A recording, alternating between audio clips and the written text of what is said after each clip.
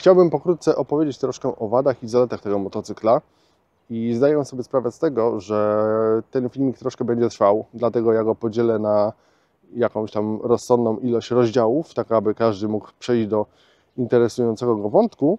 Nie będę też tutaj się jakoś bardzo rozwodził nad takimi tematami jak upadek KTM-a, czy też problemy z Shimą w tym modelu, ponieważ szczegółowo opiszę to w oddzielnych po prostu materiałach, żeby nie rozwlekać tego jednego. Natomiast teraz chciałbym się skupić typowo na mojej przygodzie z tym KTM-em, co się wydarzyło, z czego jestem zadowolony, z czego nie jestem zadowolony. Także zaczynamy, ja sobie wszystko tutaj wypisałem i cóż, należałoby rozpocząć od historii tego motocykla, czyli jego zakupu. Było to pod koniec maja 2021. Zakupiłem ten motocykl w Profi Łódź. Ten motocykl fabrycznie był jako model ten czarny. Ja tutaj pokażę zdjęcie, jak on wyglądał. Obkleiłem go sobie dodatkowo oklejnami od Dub Rabbit i w ten sposób zabezpieczyłem jakby jego lakier tam dodatkowo przed jakimiś obtarciami, uszkodzeniami, a też go na swój sposób spersonalizowałem, więc też mi się bardziej to podoba. Tym motocyklem wyjechałem na kilka różnych wypraw, między innymi Turcję, Włochy, Chorwację, też również Ukraina w czasie wojny się nim trafiła. Także to, co mogę powiedzieć, to to, że ten motocykl nigdy mnie nie zawiódł. Nigdy nie miałem żadnej negatywnej takiej przygody z tym motocyklem na takiej zasadzie, że on by mi nie odpalił, musiałbym szukać jakiegoś serwisu autoryzowanego, że był jakiś problem, wysypało mi 1000 błędów. Nie. To nigdy nie miało miejsca i pod tym względem naprawdę jestem zadowolony, ponieważ ten motocykl jest naszpikowany elektroniką i o dziwo w większości ona dobrze działa. Ja sobie zdaję sprawę, że są pewne problemy, o których teraz będę opowiadał. Czyli teraz możemy przejść do crème de la crème tego filmu, to co najbardziej będzie wszystkich interesowało, czyli tych negatywnych przygodach z tym KTM-em. Na samym początku, jak go tam kupiłem po przejechaniu powiedzmy tam 500-700 km, pierwszy problem to wyczuwalny luz na łożysku główki ramy, głównie przy hamowaniach i przejazdach przez jakieś dziury. Więc to po prostu mi dokręcili w serwisie bez problemu, więc to jest taka najmniej problematyczna usterka, jaka tutaj była. Natomiast od samego początku ten motocykl miał problem ze spadającym siedzeniem. Wtedy to siedzenie to nie było tutaj tak jak teraz jest z Power Partsa, tylko fabryczne siedzenie o średniej, standardowej wysokości. I to siedzenie przy dohamowaniach ono się zsuwało z pozycji wysokiej na pozycję niską. Dla mnie było to naprawdę upierdliwe, ponieważ jestem osobą wysoką i w tej niskiej pozycji jazda była po prostu bez komfortu, ponieważ kolana były mocno ugięte i było niefajnie. Także na początku poradziłem sobie z tym na takiej zasadzie, że wydrukowałem sobie dwa takie drążki pod to siedzenie, które blokowało mi je w jednej pozycji tej wyższej. Natomiast koniec końców KTM wydał akcję serwisową na wymianę tych siedzeń oraz gumek, na których one się opierają. Z tym, że ta akcja serwisowa odbyła się dosyć późno, ponieważ te siedzenia były niedostępne i ja finalnie dostałem to siedzenie dopiero gdzieś w okolicach października, listopada 21. Także przejechałem tam już przeszło 10 000 kilometrów i to nie było do końca takie fajne, ponieważ jak się okazało, wyszła przy okazji druga wada, mianowicie w okolicach miejsca styku siedzenia z plastikami nie naklejono mi folii zabezpieczającej. Oczywiście ja tej folii też nie dostałem w żadnym dodatkowym pudełeczku czy coś razem z motocyklem, po prostu tej folii tutaj nie było. Po tych 10 000, kiedy ja w ogóle nie jeździłem w terenie tym motocyklem, bo tak naprawdę musiałem się nauczyć nim jeździć po zwykłej drodze, na plastikach, tutaj od tej wewnętrznej strony, pojawiło się obtarcie. Oczywiście ja ten fakt zgłosiłem gwarancyjnie, na co KTM po prostu stwierdził, że jest to uszkodzenie mechaniczne i mogę się bujać. Ja rozumiem, że to jest z jednej strony motocykl reklamowany jako terenowy i w ogóle do upalania w terenie, ale to wszystko wygląda fajnie na reklamach. Natomiast gdy przychodzi co do czego, jednak ten motocykl nie kosztował też 20 000 złotych, tylko znacznie więcej. I widząc takie obtarcia, człowiek się troszkę jednak wkurza, bo darmo to nie było. Natomiast ja tutaj już finalnie nakleiłem jakąś grubszą folię, W sumie nie widać tych zarysowań, ale jest to rzecz, która tak troszkę już zakuła.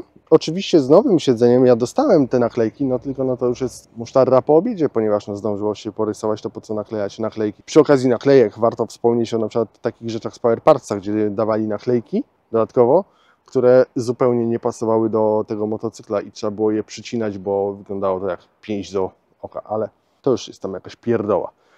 Kolejną rzeczą, jaką zauważyłem podczas już pierwszej takiej wyprawy wtedy do Włoch, cieknący olej z okolic tylnej zębatki.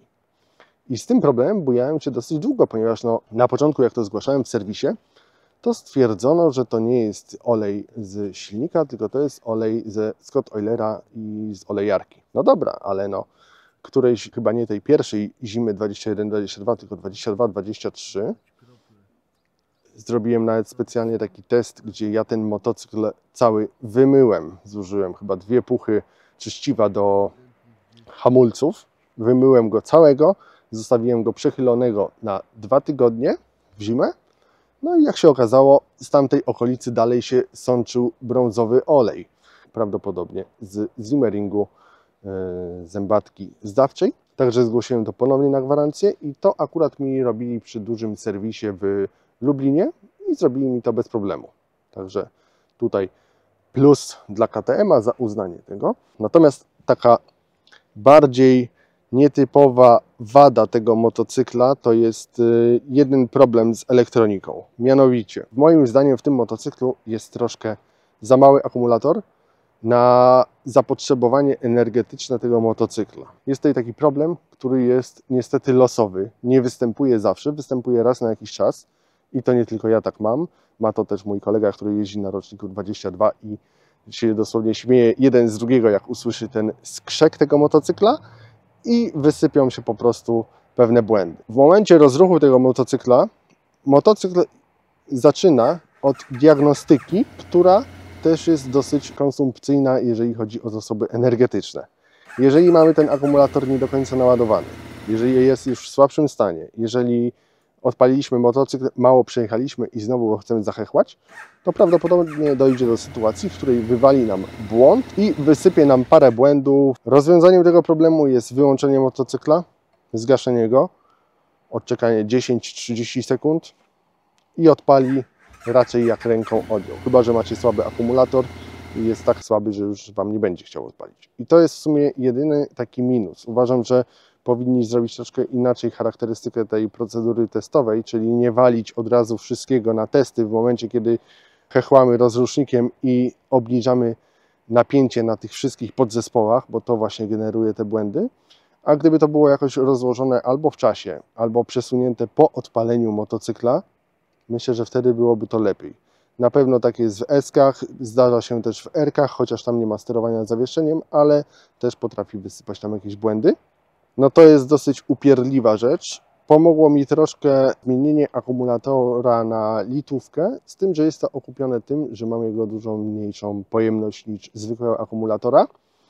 Ja tutaj będę jeszcze próbował zrobić taki myk teraz w tą zimę, że wszystkie dodatkowe akcesoria typu GPS-y, ładowanie telefonu, olejarka, wideorejestrator, wszystko to przepnę na dodatkowy obwód, gdzie będę go gasił jednym przyciskiem, tak żebym odpalał motocykl tylko jakby w tym stanie fabrycznym i potem przyciskiem podaję zasilanie na resztę akcesorii. I myślę, że to powinno też troszkę pomóc, że zawsze będzie mniejszy ten pobór i wyższe napięcie samego akumulatora. Ale no to jest, uważam, minus i z tym KTM powinien coś zrobić. Niestety nic z tym nie zrobi. Kolejną jakąś taką rzeczą, która była dosyć negatywna, to parujący lewy kierunkowskaz. I tutaj już się zaczynają takie schodki po prostu z KTM-em, ponieważ KTM zasadniczo twierdzi, że ten kierunek może parować, czasem podobno twierdzi, że nie powinien. Ja to zgłosiłem, żebym się nie pomylił, prawdopodobnie w czerwcu 2023 roku. Jest szansa, że teraz mi go wymienią, czyli mamy koniec 24. I to jest taki proces właśnie między innymi reklamacyjny mam w KTM-ie, że jeżeli coś zgłosisz, to nie wiesz, czy ci to przyjmą, a jeżeli mają ci to przyjąć, to może to naprawdę długo trwać. Jeżeli ktoś wierzy w to, że zgodnie z gwarancją po 2 tygodniach musimy mieć odpowiedź, no to życzę powodzenia w KTM-ie i kibicuję każdemu, kto będzie próbował temu rościć sobie do tego prawa, do tej egzekucji na drodze sądowej, ponieważ no, w KTM-ie to jest kpina. O czym jeszcze mogę tutaj wspomnieć? Bardzo wkurzający jest w 2021 roku ten manipulator od kierunkowskazów. Mój raz łapie, raz nie łapie. On jest taki dziwny, wystający. Jego wciskanie jest takie trochę nietypowe, trzeba się przyzwyczaić. I to, co robi KTM, co też jest niefajne, to to, że na przykład od 2022 roku oni już zmienili tą część, zmienili ten manipulator, ale jednocześnie nie wprowadzili akcji serwisowej, aby wymienić te stare, pomimo że z nimi były jakieś tam problemy. Niektórym jeszcze odpadają od nich przyciski, a sam taki manipulator do kierunkowskazów, do tej nawigacji po całym ekranie tempomatu, sam ten manipulator kosztuje około 2000 zł. Więc to jest naprawdę niefajna rzecz i uważam, że to KTM powinien po prostu wymieniać, jeżeli to było wadliwe, ale KTM jest z tego znany, ponieważ tak samo w 2022 roku dodano ciężarki do kierownicy, których nie było w 2021. Oczywiście dla 2021 roku nie zrobiono ich jako dodatku, który KTM ci dorzuci, żeby ustabilizować ten motocykl, a z tym ma problemy. I taka sama sytuacja była tam we wcześniejszych rocznikach, tam do 2020 roku, gdzie fabrycznie nie było osłony termicznej tego wydechu tutaj. To powodowało, że dużo ciepła szło na tylny amortyzator, który od tego ciepła po prostu dostawał po uszczelnieniach i z czasem potrafił przeciekać. Oczywiście ta część wystąpiła jako dodatkowe akcesorium, ale oczywiście drogie. Dosyć niedawno jeszcze pojawił się problem z drugim kierunkiem, który co prawda nie zaparował, ale potrafi po prostu w wilgotnych warunkach mrygać. To będę zgłaszał teraz przy serwisie na 60. Mam nadzieję, że to jakoś sprawdzą, o co chodzi i najlepiej, żeby wymienili oba. Na pewno nie będę za nie płacił, tylko ewentualnie wsadzę jakiś zamiennik, jeżeli to ma tak się psuć. Oprócz tego kierunku jeszcze sporadycznie pojawia się problem z grzanymi manetkami. Moje nie są jakoś bardzo wytarte, zasadniczo są mało wytarte, natomiast raz na jakiś czas pojawia się problem, że grzeją i nagle jest błąd grzania manetek i przestają grzać, po czym po iluś tam kilometrach potrafią się załączyć znowu. Nie mam pojęcia, o co to chodzi, może serwis coś dopomoże. Chciałbym, żeby te manetki podgrzewane jeszcze troszkę podziałały i nie trzeba było ich wymieniać, ale no zobaczymy, jak to z tym jest. Jeszcze taką kwestią wartą wspomnienia jest występująca shima. I to jest taka troszkę cecha tego motocykla, ponieważ jak wiemy, wszyscy dążą do tego, żeby prowadzenie tych motocykli było jak najbardziej fajne, lekkie i miłe. Natomiast minusem tego będzie to, że będziemy tracili na stabilności. I jeżeli ten motocykl się bardzo fajnie prowadzi, to zaburzenie jego stabilności będzie dużo łatwiejsze. I teraz tak, te problemy są bardzo losowe. Jest mnóstwo czynników, które je pogłębia. Tam jak zużycie opony, obładowanie bagażami. Nie jest to coś, co dyskwalifikuje ten motocykl z jazdy, natomiast w zależności od tego, jak macie zużyte opony i inne rzeczy, będzie ją troszkę uprzykrzało. Jeżeli wrzucicie tylny kufer mocno załadowany, czy tam pasażerkę, odczujecie to na pewno. I teraz moim zdaniem bardzo fajnie, że KTM dał tutaj ten amortyzator skrętu, natomiast jest on za słaby. Jest on za słaby, aby to skompensować i zbić. Żeby to trochę poprawić, no to możecie zmienić olej, w tym może na gęstszy, ale pamiętajcie, że każda zmiana tego oleju będzie troszkę utrudniała na przykład jazdę w terenie. Więc to nie jest tak, że sobie zalejecie olej 20-30 i hejo, bo no, będziecie się męczyli już z tą kierownicą. Najfajniej by było, gdyby KTM tak powinien zrobić właśnie, że wypuściłby swój amortyzator ze zmiennym przepływem, czyli macie gdzieś przy kierownicy gałkę albo coś, czy tak jak to jest w Scottie, czy chociażby tak jak to jest w Hyper Pro i sobie zmieniacie nastawę w zależności od potrzeby. Ciśniecie po autostradach, dajecie mocniej, ciśniecie w terenie, dajecie trochę mniej, ale macie nad tym kontrolę i nie musicie nic rozbierać, żeby to zmienić. KTM tego nie daje, bo oczywiście twierdzi, że problemu nie ma, I w instrukcji od 2022 roku dodali informację, że motocykl trzeba trzymać mocno rękoma. Czy tam trzeba trzymać kierownicę rękoma, to wtedy trzymanie występuje. Trzyma będzie dalej występować, ponieważ wystarczy, że trzymacie lekko kierownicę i to będzie tłukło. Najbardziej w okolicach 60-80 km, ale także powyżej tam 150-180. Jazda tym motocyklem jest wtedy średnio przyjemna. Ale to już zależy od opon, nie będę teraz się nad tym rozwodził. Taka jeszcze malutka rzecz, to schodząca farba. Za zbiorniczków od tutaj sprzęgła po prostu schodzi ona od kontaktu z płynem i to jest notoryczne praktycznie we wszystkich tych KTM-ach. Podobno wymieniają to na gwarancji, więc zobaczymy, może uda mi się to zgłosić. Jeszcze taką ostatnią rzeczą, o której mógłbym wspomnieć w tym motocyklu, to jest pozycja. Ja mam wzrost 1,85 m i zasadniczo ciężko mi jest znaleźć na tym motocyklu bardzo dobrą pozycję dla mnie. Używam teraz kanapy podwyższonej, dwudzielnej z Power Partsa, natomiast musiałem zmienić te podnóżki. One są cofnięte i obniżone po to, aby troszkę odciążyć kolana, żeby nie były tak mocno ugięte. Zmieniłem tą kanapę, dodałem podwyższenie tej kierownicy i jest dużo lepiej. Najwięcej zrobiła ta siatka z AliExpressu, ale jeżeli chodzi o bardzo długie trasy, o bardzo długie przeloty, to dalej nie mam tutaj pełnego komfortu. To nie jest tak, że jest wszystko super i mogę jechać ile chcę.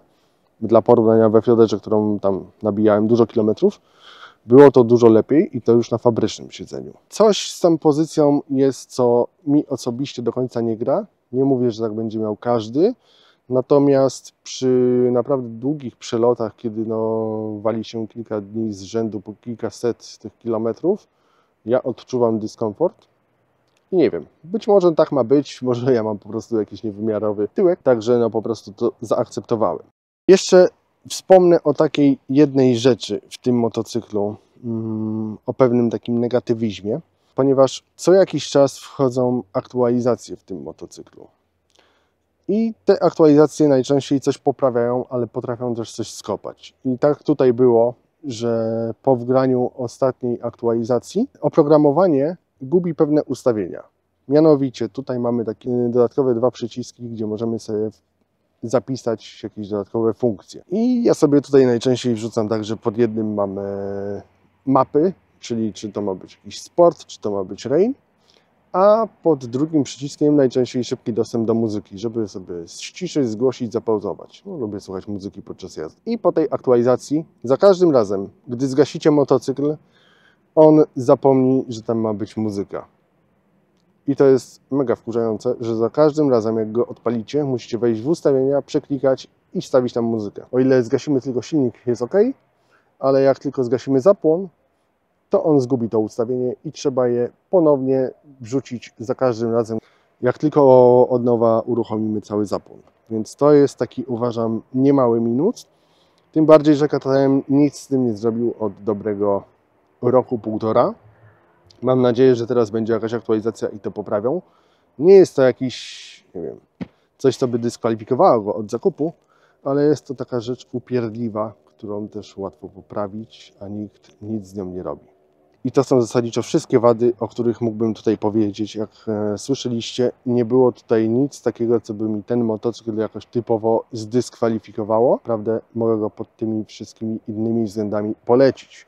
To, co w nim uwielbiam, to jest ta lekkość tego prowadzenia. No jest naprawdę mega. Kiedy na niego wchodzi się pierwszy raz, zwłaszcza jak nie ma tych gmoli, to masz wrażenie, że jedziesz jakąś 800, 900. On jest bardzo lekki, on jest bardzo responsywny. Hamulce, to wszystko jest naprawdę dobrze spasowane. Ogromną robotę robi też to zawieszenie. Tutaj w S jest półaktywne, ono jest tam automatyczne, ono potrafi dostosować się do warunków jazdy i naprawdę działa to całkiem nieźle. Naprawdę czuć zmianę tych nastaw, tu mogę naprawdę to polecić.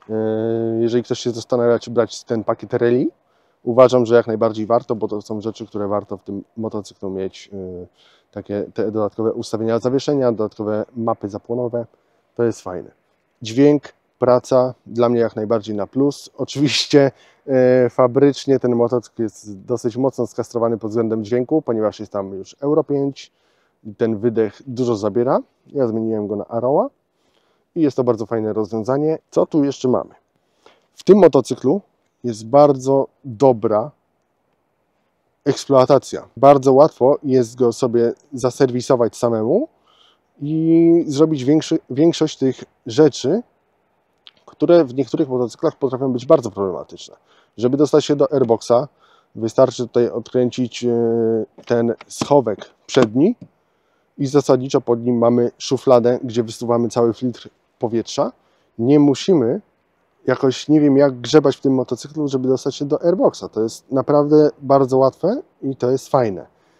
Mamy też tą łatwość, że jeżeli chcemy zmienić koła, a te koła mają czujniki TPMS, to wystarczy, że zmienimy po jednym kole, zrobimy te 3-5 km, komputer zgubi brakujący czujnik i wkoduje sobie nowy.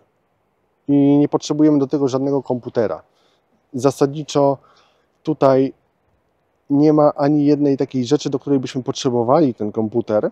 Ja raz miałem tylko taką sytuację, że zwiesił się moduł Bluetooth w tym motocyklu i zgubił połączenie z kaskiem, z interkomem.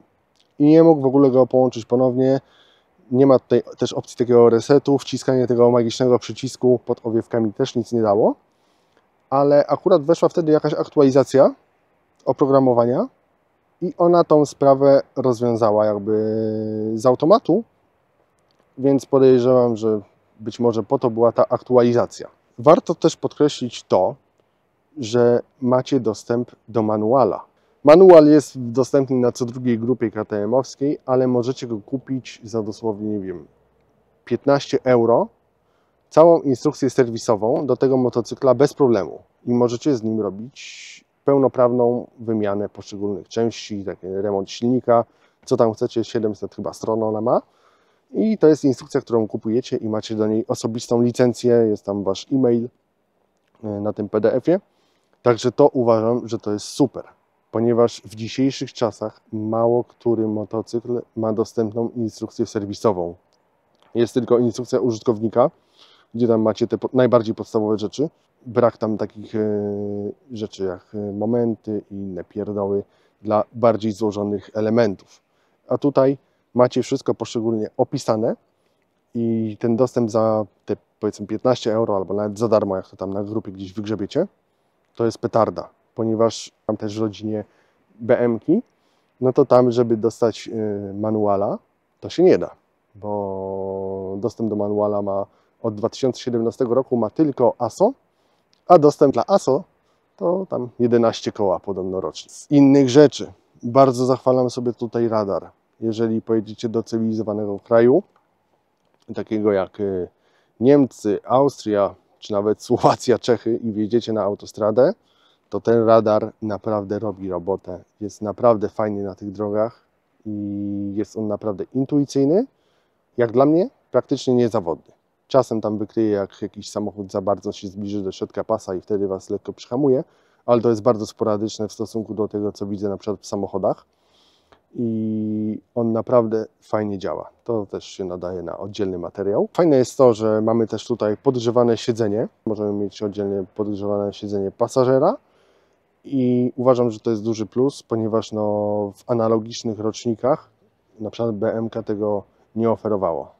To wyszło dopiero w którymś kolejnym wypuście, także żeby tam dołożyć to trzeba było już przygrzebać troszkę w tej instalacji. Jest naprawdę ogrom modyfikacji do tego motocykla. Możecie kupić naprawdę dużo rzeczy, więc to też jest na plus. Że te części są teraz dostępne. W 2021 roku, jak ten motocykl wyszedł, to praktycznie nic nie było, ale też sporo rzeczy pasowało od poprzedniego 1290. Pod tym względem to też jest fajna baza, że możecie sobie właśnie dokupić te gmole, jakieś dodatkowe osłony. Ja też mam tutaj osłonę od Chińczyka na ten dekiel, poszerzenie tej stopki i obniżenie, obwyższenie.